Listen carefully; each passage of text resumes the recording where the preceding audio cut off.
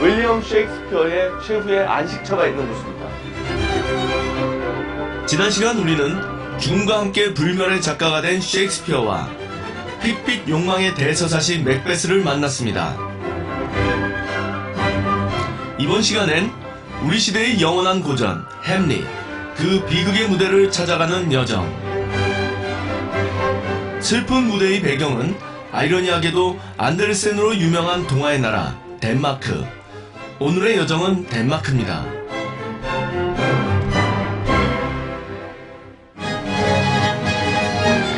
셰익스피어의 4대 비극 중에서도 햄릿은 너무나도 유명한 작품이죠. 덴마크 왕가의 전설을 소재로 한 그의 작품은 복수극의 대명사로, 특히나 햄릿에서 나오는 주옥같은 명대사들은 지금도 사람들 입에 회자되고 있습니다. 지금 햄릿의 이야기가 시작되는 덴마크로 향하는데요. 그 첫 여정은 코펜하겐에서 로스킬레로 이어집니다.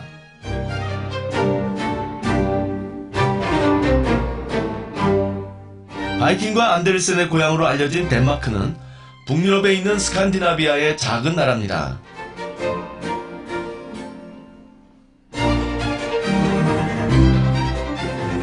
크고 작은 400여 개의 섬으로 이루어진 이 땅은 한반도의 5분의 1 정도 되는 면적에 인구는 약 570만 명. 그 인구의 10%가 사는 수도 코펜하겐은 덴마크 최대 섬인 셀란섬 동부에 위치한 항구 도시입니다.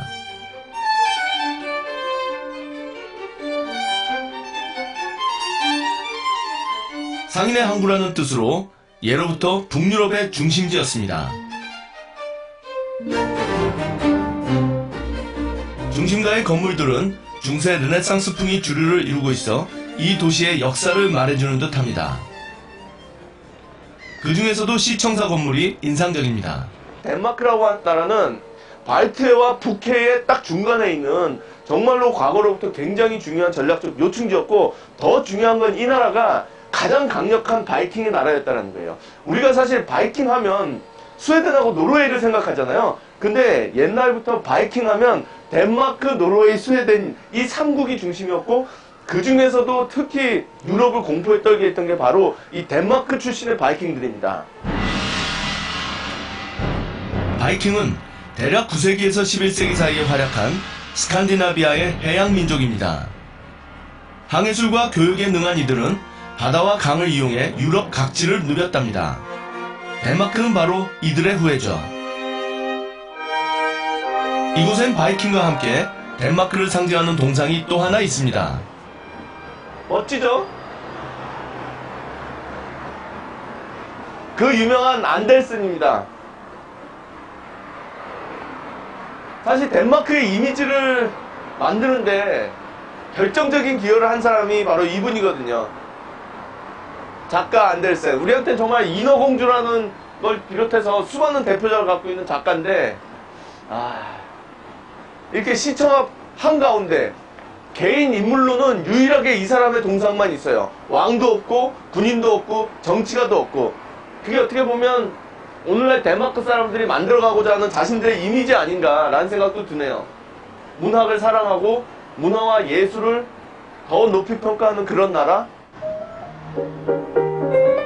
한마디로 덴마크는 안데르센의 나라입니다. 이곳에서 인어공주, 미우노리 새끼 등 전 세계 어린이들의 꿈을 키워주는 작품들이 나온 거죠.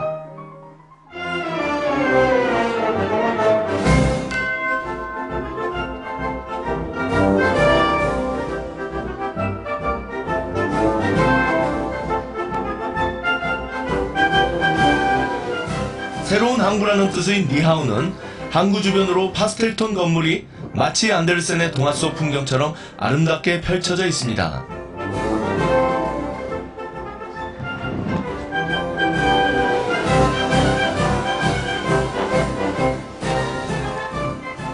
그런데 원래 이곳은 안데르센이 가난했던 시절 살았던 곳으로도 유명합니다. 이 니하운 거리가 지금은 굉장히 고급스러운 식당도 많고 그리고 관광 명소지만, 원래 옛날에는 이 항구의 면에 있는 어떻게 보면 이제 노동자들이 살고 배가 오가던 지역이라 굉장히 가난한 사람들이 살던 지역이라는 거예요. 당시 안데르센은 집세를 낼 돈도 없어 집을 옮겨 다니며 동화를 썼답니다. 여기 또 코펜하겐이 대표적인 항구 도시잖아요. 배 한번 타고 멋진 한국 풍경 한번 보려고 합니다.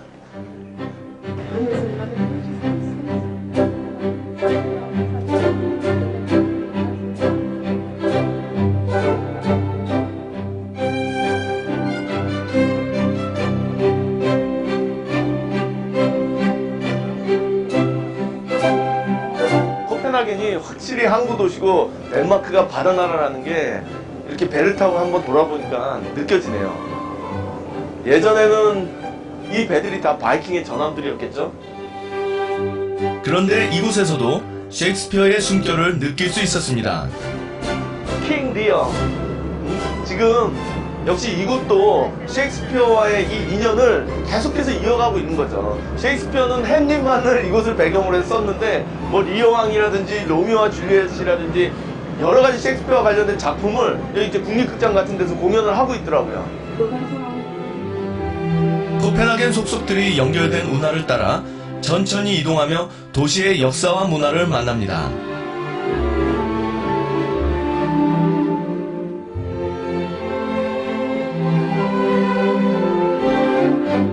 이곳은 덴마크의 전통 사우나인데요. 역시 바이킹의 후예답게 쌀쌀한 날씨에도 많은 사람들이 사우나를 즐깁니다.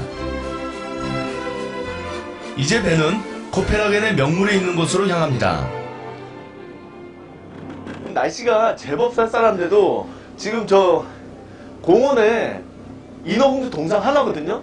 저거 보겠다고 사람들이 저렇게 몰려있잖아요. 근데 여기 현지인들 얘기 들어보면 정말 날씨 좋은 5, 6, 7, 8, 9 이럴 때는 정말 바글바글하답니다. 근데 막상 와서 보면 정말 동상 하나거든요. 동상 높이가 80cm 정도밖에 되지 않는 작은 크기인데 그 인기가 참으로 놀랍습니다. 사실 안데르센의 대표작 인어공주는 애틋한 사랑 이야기로 어린이는 물론 어른에게까지 큰 감동을 주는 명작입니다. 그 깊은 감동이 많은 사람들의 발길을 이곳으로 이끄는 힘인 것 같습니다.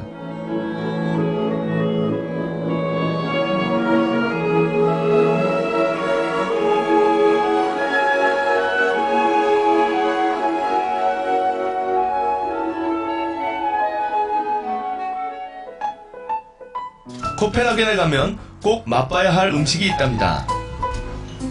그래서 니하운 인근 덴마크 전통 음식을 맛볼 수 있는 곳을 찾았습니다. 고기를 굽는 대형 오븐이 인상적입니다. 덴마크는 전통적으로 낙농업이 발달한 국가죠.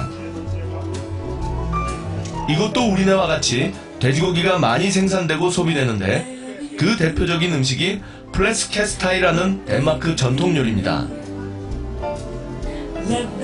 돼지 껍질을 바삭하게 구운 요리입니다. 돼지 목살이나 가슴살을 껍질째 조리한 것인데요. 굽기 전에 돼지 껍질을 소금에 문질러야 소금이 스며들어 껍질이 더 바삭해진답니다. 이게 플래스크슈타인이라고 이 덴마크의 굉장히 오래된 전통 돼지고기 요리입니다. 자그마치 3시간 이상 구워서 이렇게 나온 건데 우리나라의 돼지고기 수육 같기도 하고 그 맛이 참 궁금합니다. 자,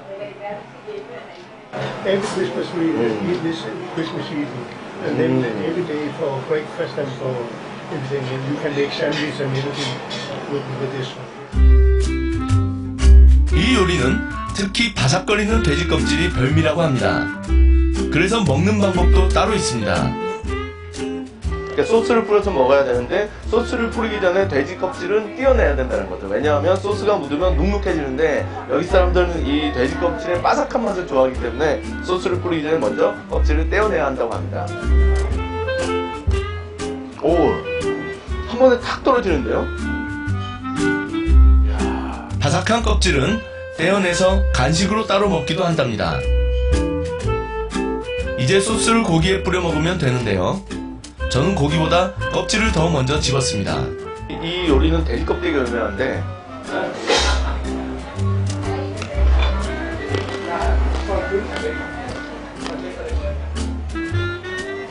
정말 맛있네요. 이 바삭거리면서도 고소하고 약간 마지막에 녹진한 맛이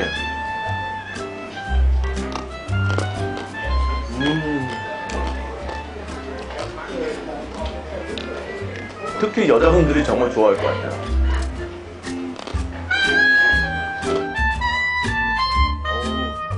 이번엔 고기를 맛볼 차례입니다. 도톰하게 자른 고기를 입속에 넣는데요. 그야말로 고기가 입에서 살살 녹습니다.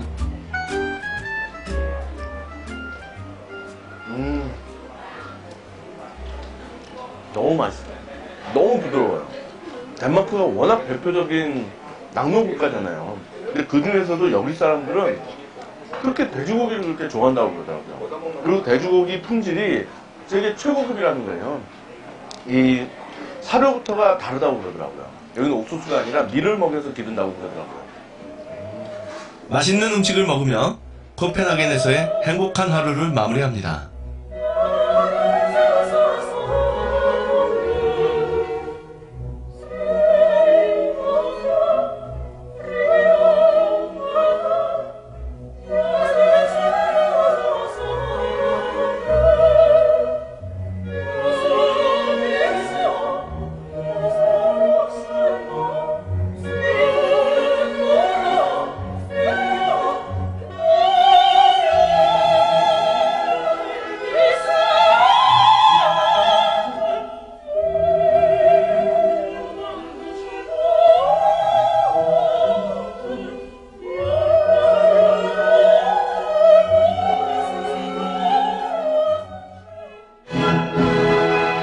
셰익스피어는 왜 이 바이킹의 나라를 햄릿의 배경으로 정했을까요? 그건 한때 영국까지 지배했던 바이킹이 영국인들에게 낯선 존재가 아니었기 때문일 겁니다. 이번 여정이 셰익스피어를 찾아 떠나는 그런 여정이잖아요. 어떻게 보면 바이킹의 바다이기도 하면서 셰익스피어의 흥행사적 어떤 재능이 빛나는 곳이 바로 이 로스킬드의 바다 같습니다. 결국 햄릿은 바이킹과 셰익스피어의 만남으로 탄생한 것이죠. 덴마크의 수도인 코펜하겐에서 서쪽으로 한 30km 정도 떨어져 있는 곳인데 이곳이 원래 중세에 한 10세기, 11세기 요 무렵에는 덴마크의 수도였습니다. 바이킹 왕국의 중심지였던 것이죠.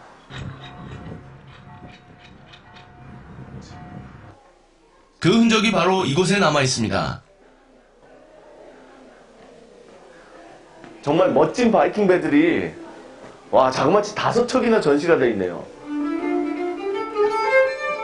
1962년 로스킬레 피오르드에서 발굴된 바이킹의 배입니다. 11세기 말 덴마크 앞바다로 공격해오던 적들로부터 이곳 로스킬레를 보호하기 위해 바이킹들이 일부러 침몰시킨 배들이죠. 이 배들은 전투를 위한 군선에서부터 크고 작은 화물선과 고기잡이 배에 이르기까지 다양합니다. 아니 배가 너무 멋지게 생겼어요. 이 유려한 곡선과 완벽한 균형미라고 할까요? 그러니까 우리가 바이킹 하면 약간 좀 무식한 좀 해적은 느낌 이런 게 있잖아요. 근데 사실 1000년도 더 전에 바이킹은 이렇게 완벽한 조선수를 갖고 있었던 어떻게 보면 수준 높은 기술자들이었고 이 배들을 이끌고 전 유럽을 어떻게 보면 누비고 다녔던 뛰어난 항해자들이었던 겁니다. 콜럼버스보다 무려 500년이나 앞서 북아메리카를 발견한 것도 이들 바이킹입니다. 그런데 사실 이런 바이킹의 시대는 이들이 영국을 공격하면서 그 서막이 열렸습니다. 이 바이킹의 역사가 영국의 역사하고 굉장히 밀접하거든요. 왜냐하면 8세기, 9세기 때부터 지속적으로 이 영국을 침공했던 바이킹들이 있었는데 그 사람들이 주로 덴마크 출신이었어요. 그래서 심지어 중세에는 영국의 절반 이상을 데인로라고 해서 데인 사람들, 덴마크 사람들의 법이 통용되는 지역이다 라는 지역이 있을 정도였거든요. 그리고 올해가 이제 2016년이잖아요. 지금부터 정확하게 1000년 전이었던 1016년에 덴마크의 왕자 출신이었던 커누트라는 왕이 잉글랜드의 국왕이 됩니다. 덴마크 정권이 아예 영국을 접수했던 거죠. 그러니까 영국 사람들한테 있어서 바이킹이라는 그리고 덴마크라고 하는 존재는 굉장히 익숙하고 역사적으로 밀접한 그런 존재였습니다. 이곳에는 바이킹 시대의 배를 복원해 만드는 조선소도 있습니다. 사실 한번 정말 올라가 보고 싶었어요. 어떤 느낌일까? 아유. 오, 야, 이게 박물관 안에서 볼 때는 몰랐는데 막상 와서 보니까 어마어마한 규모인데요? 참, 이게 제가 딱 느낌이 만약에 정말 파도 위에서 막 흔들리면 멀미가 엄청 날 것 같아서. Is this a cargo ship? This is a cargo ship, yes, and we can carry 20 tons of cargo. 20 tons. 20 tons. 그러니까 지금 바이킹 시대에, 그러니까 1000년도 더 전에 이 배로 20톤의 화물을 싣고 그냥 전 세계를 누볐다는 거니까 원래 바이킹들이 그 전사 이전의 상인이었거든요. 그러다가 이제 상대방이 너무 약해 보이면 거기 가서 이제 갑자기 전사로 돌변을 하는 거거든요. 모두 수작업으로 만들어진 배는 굉장히 견고한데요. 실제로 이 배를 타고 바다로 나간다 하니 정말 대단하죠. 작은 바이킹 배는 사람들의 주문을 받아 제작해 준다고도 합니다. 이 배는 복원된 바이킹의 군선입니다. 그 위험이 대단해 보입니다. 와, 이 배로 파도를 가르고 바다를 가르고 시대를 가르고 역사를 갈랐던, 야, 정말 와서 보니까 진짜 멋지네요.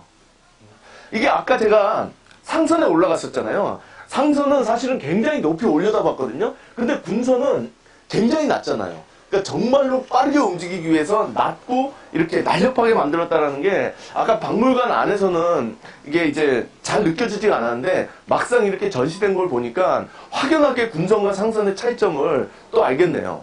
응? 어휴. 용맹한 군사를 태운 군선이야말로 바이킹의 뛰어난 조선술과 항해술을 보여주는 작품이죠. 사람들이 쫙 앉는 자리가 이 배가 이제 60명에서 80명 가까운 전사를 싣고 어디를 향했을까요? 런던이었을까요? 파리였을까요? 아니면 컨스탄티노플이었을까요?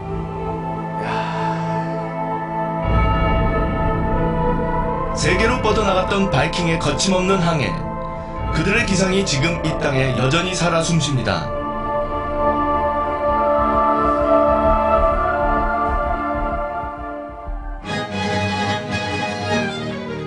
이제 저는 덴마크의 왕자 햄릿을 만나기 위해 헬싱게르로 향합니다.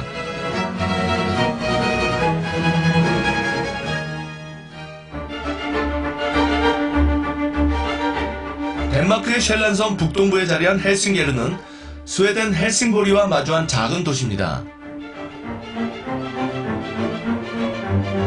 이곳이 유명해진 것은 햄릿의 무대였던 크롬보르성 때문입니다.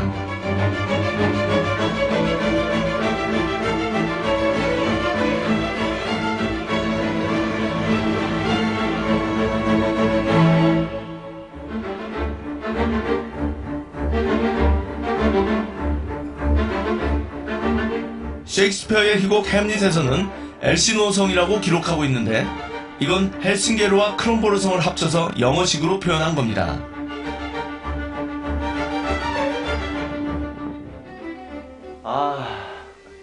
이 지금 햄릿의 무대가 되는 크롬보르성 앞에 딱 왔는데 마침 날씨가 바람이 불고 이렇게 안개가 자욱하니까 햄릿의 그 유명한 첫 장면이 떠오릅니다. 병사들이 막내에서 보초를 쓰고 있는데 자기들끼리 속삭이는 거죠. 돌아가신 선왕의 유령을 봤다. 도대체 그 유령은 뭘까?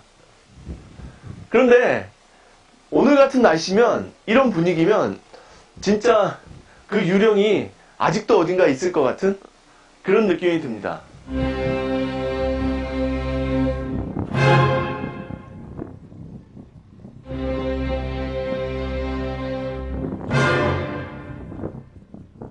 성 입구부터 햄릿의 무대가 그대로 펼쳐집니다. 이 성이 참 재밌는 게 잠깐만 누가 봐도 햄릿의 성이라는 게 지금 들어가는 입구에 여신들이 있는데 여신들 밑에 정말 보기 드물게 해골과 이 뭐죠? 모래시계가 있죠. 결국은 시간의 흐름, 그리고 죽음, 존재에 대한 고민, 이런 햄릿의 주제들이 이렇게 상징적으로 조각이 되어 있네요. 아주 재밌는데요. 그 옆으로 당시 해상무역을 했던 덴마크 왕국을 상징하는 바다의 신 포세이돈과 상업의 신 헤르메스가 지키고 있습니다. 아, 그리고 셰익스피어. And one thing we often have to ask ourselves, did he ever visit Kronborg Castle? Never visit. We don't know if he ever did. Oh, really? It's a mystery. Maybe he was here, maybe he was not here. What we know is that in 1585, an English theatre troupe called the Earl of Leicester's Men, they performed at Kronborg Castle for 6 months. And To the army in here. to the king, To and the to king. all the visitors. English actors performed here for 6 months. And after they split up, all these actors, they go in many different directions. And 3 of the actors who performed here, they get hired by William Shakespeare.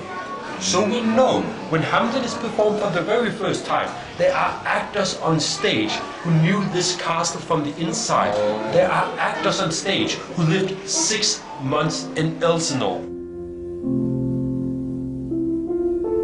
셰익스피어가 세계를 무대로 여러 작품을 남길 수 있었던 건 대부분이 전래되는 신화나 전설을 바탕으로 무수한 자료를 인용해서 썼기 때문인데요. 그중엔 자료조사원들도 있었겠죠. 셰익스피어가 이곳에 왔는지 안 왔는지는 아무도 모른다는 거예요. 그렇지만 역사적인 팩트는 영국의 배우들이 몇 명이 왔다 갔고 그들이 셰익스피어와 연관이 있다. 그러니까 이제 이런 모든 상황들이라든지 성의 위치라든지 이런 거를 셰익스피어가 그들로부터 얘기를 들었을 가능성이 굉장히 높고, 그리고 여기에 등장하는 뭐 햄릿이라든지 호라이쇼라든지 하는 이런 이름들이 다 이 소위 말해서 덴마크 이름이 아니래요. 근데 유일하게 덴마크 이름이 거트루드라고 하는 이 햄릿의 어머니인데, 그 이름이 바로 배우들이 이곳에서 활동했을 때 호스트를 하셨던 그 여자분의 이름이 그 거트루드라는 거예요. 그러니까 그거가 또 굉장히 신비스러운 일이다.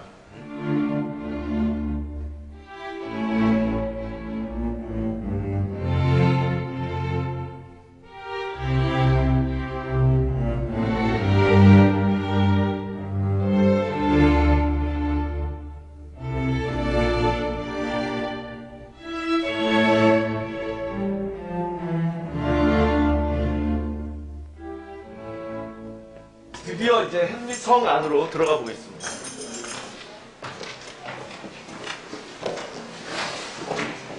뭔가 햄릿의 세계로 올라가는 그런 느낌? 어쨌든 이곳이 그 가상의 공간이잖아요. 역사의 무대는 아니지만 역사보다 더 유명한 어떤 스토리의 무대. 성 내부에서는 르네상스와 바로크 양식으로 장식된 방들을 볼 수 있는데요. 그중 제가 찾을 곳은 왕비의 방입니다. 햄릿이 아버지를 죽인 범인이 숙부 클로디어스라는 것을 확신하고 어머니를 추궁하는 곳입니다. Now this is the Queen's chamber, what they call the Queen's closet, and a very important scene takes place here, and a scene that seems to show that William Shakespeare knew this place on the inside. Now, are you familiar with the play? There's a scene where Hamlet comes to shout at his mother, Yes, and the mother cries out for help. 어, And who's hiding behind the tapestry? Yes. Polonius. Now, they used to hang a tapestry right here, separating the queen's bedroom for the king's bedroom. So when Polonius hides behind a tapestry, he's hiding here. When Hamlet steps into the tapestry, 와, out falls Polonius. 여기서 햄릿이 그가 사랑하는 오피리아의 아버지를 죽이면서 또 다른 복수를 낳게 됩니다. 도대체 셰익스피어는 이 두 방 사이가 이렇게 가깝고 이곳에 테피스트리가 있으면 왕으로 착각할 수 있다는 것을 어떻게 알았을까? 굉장히 많이 알고 썼다는 거예요. 와본 기록은 없는데 너무 많이 알고 있다. 근데 저도 이 방 구조를 딱 와서 보는 순간 약간 소름이 좀 끼쳤어요. 어떻게 이렇게 디테일하게 묘사할 수 있었을까?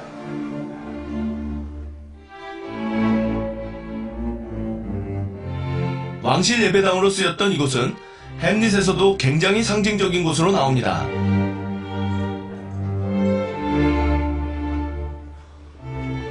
To be or not to be, that is the question.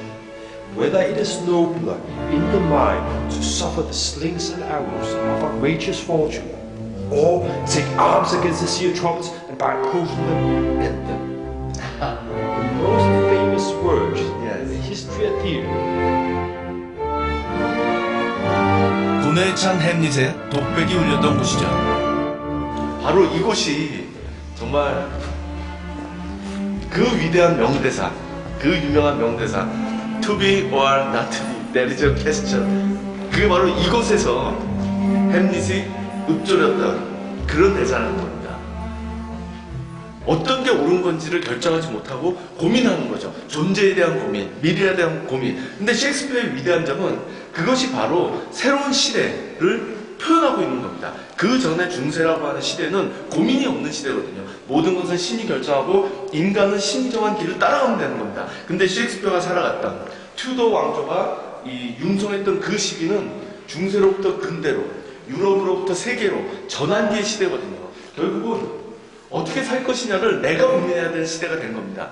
신이 정해주는 것이 아니라 인간이 결정해야 되는 시대. 그러니까 햄릿은 그 당시 사람들이 처했던 그 상황 속에서 너무나 적절한 표현을 한 겁니다. 그리고 그것이 어떻게 보면 오늘날 우리에게도 너무나 중요한 질문인 거죠. 어떻게 살 것이냐. 시대를 초월하는 그의 끊임없는 질문. 그래서 셰익스피어는 영원한 것 같습니다.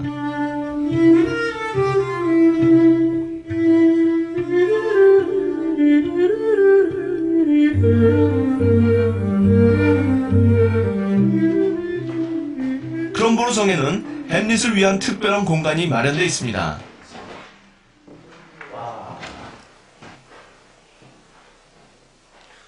낯익은 배우들이네요. 뭐 마이클 케인, 크리스토퍼 플러머.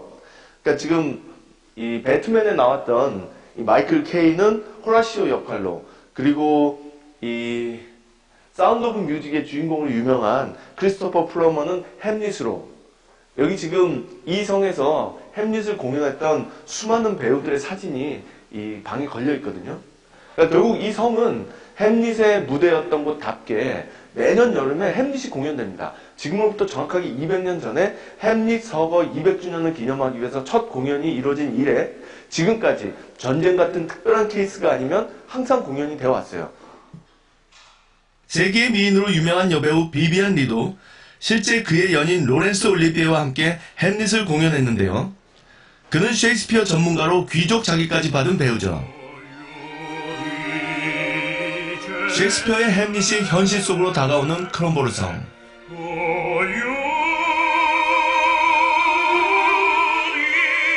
지난 2000년 유네스코 세계문화유산으로 지정된 이곳에선 햄릿 이외에도 다양한 공연이 열립니다.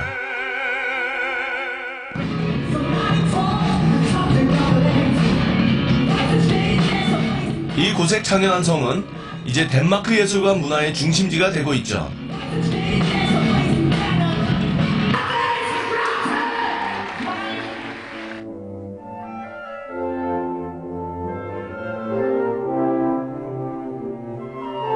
정말 이 셰익스피어를 찾아 여행을 하면서 느끼는 거는 진짜 대단한 작가다. 어떻게 이렇게 낯선 이국에 자신만의 세계를 창조해서 영원불멸의 스토리를 만들어냈을까. 근데 막상 와보면 또 낯설지도 않은 거예요. 다 실제로 있었던 것들이거든요.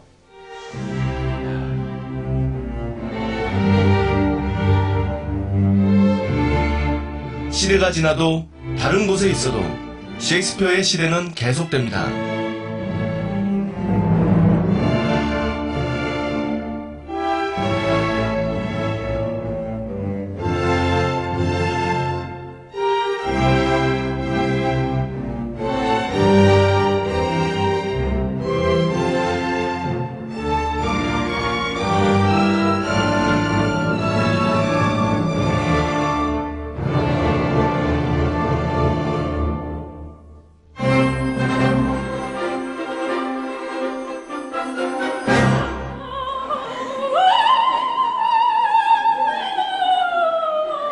로미오와 줄리엣이 사랑을 고백하고 나누는